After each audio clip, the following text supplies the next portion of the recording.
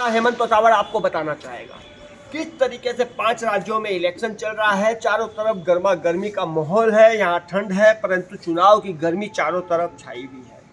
अभी देखेंगे कि यूपी के अंदर किस तरीके से जानलेवा हमला हुआ, किस तरीके से ओबीसी के ऊपर गोलियां चलाई गई और ओबीसी के ऊपर जिसने गोलियां चलाई थी वो भारतीय जनता पार्टी के ही कार्यकर्ता निकले।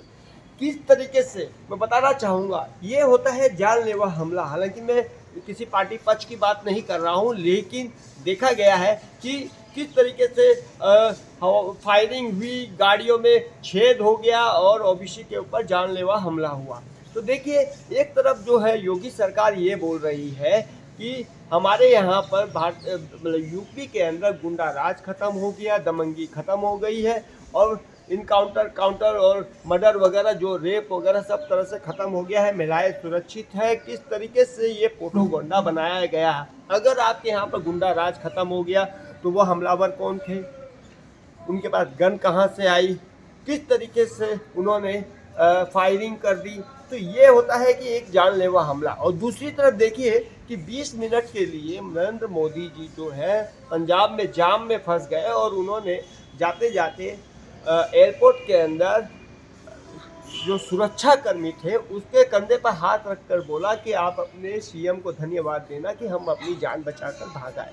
तो मतलब देखिए दोनों में कितना फर्क है, एक तरफ जानलेवा हमला, दूसरी तरफ जो है मोदी जी ये बात कह रहे हैं सुरक्षा में। भाई सुरक्षा में चूक नहीं होनी चाहिए, ये बात तो मैं भी कहता हूँ और किसी के साथ भी नहीं होना चाहिए। अरविंद केजरीवाल पर देखिए किस तरीके से जानलेवा हमला हुआ, कई बार हुए, जिसके ऊपर साई फेंकी गई, थप्पड़ मारा गया, कई तरह के पब्लिक मीटिंग में गए और किस तरीके से उसके ऊपर इस तरह से हमला हुआ। अब बंगाल में देख लीजिए किस तरीके से एमपी एमएलए के ऊपर हमला हुआ है, किस तरीके से मारा गया है। ममता बनर्जी खुद जो है जा रही थी, उसके ऊपर हमला हुआ था, आपने खुद देखा होगा।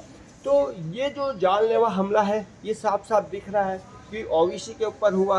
अब लोग ये कहने लगे कि ओबीसी ने खुद ही चुनाव की गर्मा गर्मी के बीच में अपने लोगों को बिठाकर अपने ही लोगों से गोली चलवाई ताकि लोगों को के साथ सहानुभूति हो सके। अब ये बात उठने लगी, किस तरीके से आप देखिए डिबेट के अंदर लोग ये बात बोलने लगे।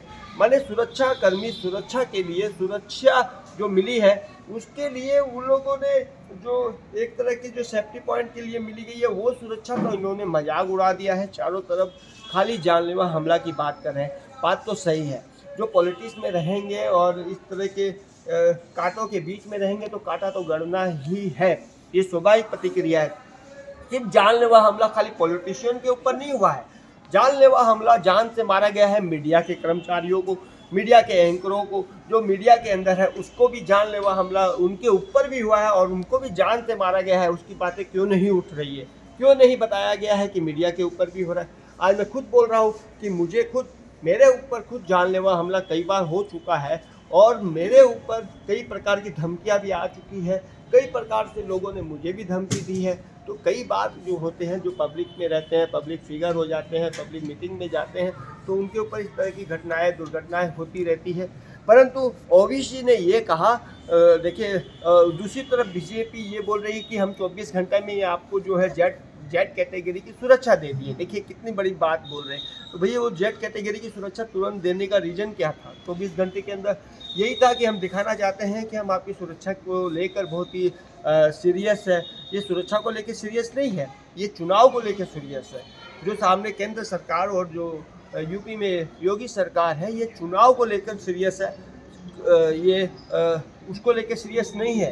तो अच्छा ये बताइए कि योगी जी से सवाल है, मोदी जी से सवाल है, अमित शाह जी से और भारतीय जनता पार्टी के सभी लोगों से कि जब यूपी के अंदर आप ये बोल रहे हैं कि हम दमंगी गुंडागर्दी ये सब खत्म कर दिए हैं, महिलाएं सुरक्षित हैं, यहाँ पर कुछ भी नहीं हो सकता, जानलेवा हमला नहीं हो सकता, तो फिर ये हमला हुआ तो कैसे हुआ, इसका जवाब देना पड़ेगा। देखिए कई सवाल इसके साथ पैदा होते हैं और बोलने के लिए तो बहुत कुछ है, लेकिन मैं इसी के साथ हेमंत तोसावड़ इसी सवालों के साथ आपके साथ खड़ा हूँ और ये भी बताना चाहूँगा कि जानलेवा हमला कहीं भी किसी के ऊपर भी कहीं भी हो सकता है और किसी के ऊपर भी हो सकता है। अब जैसे 2 महीना पहले आपने देखा होगा कि मोदी जी के ऊपर जानलेवा हमला नहीं हुआ लेकिन जानलेवा हमले की बात कही गई, बड़ा प्रोपेगेंडा किया गया। आज ये दोनों का जानलेवा हमले पर आप तुलना करिए कि जो हमला हुआ, मोदी जी पर हमला हुआ कि ओवैसी पर हमला हुआ? ये सवाल आपके ऊपर रखा हूँ। मैं चाहूँगा कि आप अपने कमेंट बॉक्स में ज़रूर लिखें और ज़रूर बताएं, ताकि आप अपने मन की और दिल की बात रखें। इसी के साथ मैं हेमंत तोसावर, हेमंत टीवी चैनल से।